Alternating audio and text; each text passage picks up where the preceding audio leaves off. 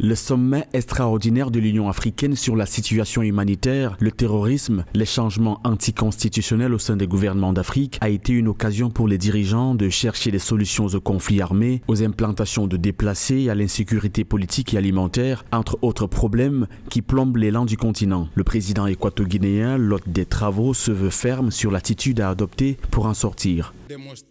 Cette situation critique qui nous interpelle tous, car après plusieurs siècles, l'Afrique continue d'être à la traîne et en arrière, car leurs peuples se sentent insatisfaits et pris au piège du sous-développement. Eh bien, la situation de la crise humanitaire qui, depuis plusieurs siècles, s'aggrave aujourd'hui est une réalité qui devient insupportable et qui trouve sa justification dans la stagnation du développement de nos pays depuis les temps les plus reculés.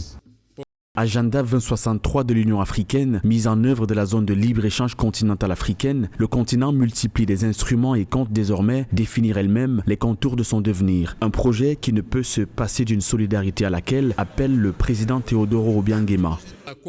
La République de Guinée équatoriale comprend avec plus de motivation que le continent africain doit entreprendre la lutte solitaire dans cette phase de son émancipation économique en mettant au service de ses peuples l'intelligence de ses dirigeants, l'ingéniosité humaine de ses citoyens et la force morale de leur nation pour marcher dans l'unité, la solidarité et l'harmonie de tous pour recouvrer leur personnalité juridique et l'identité de leur nation.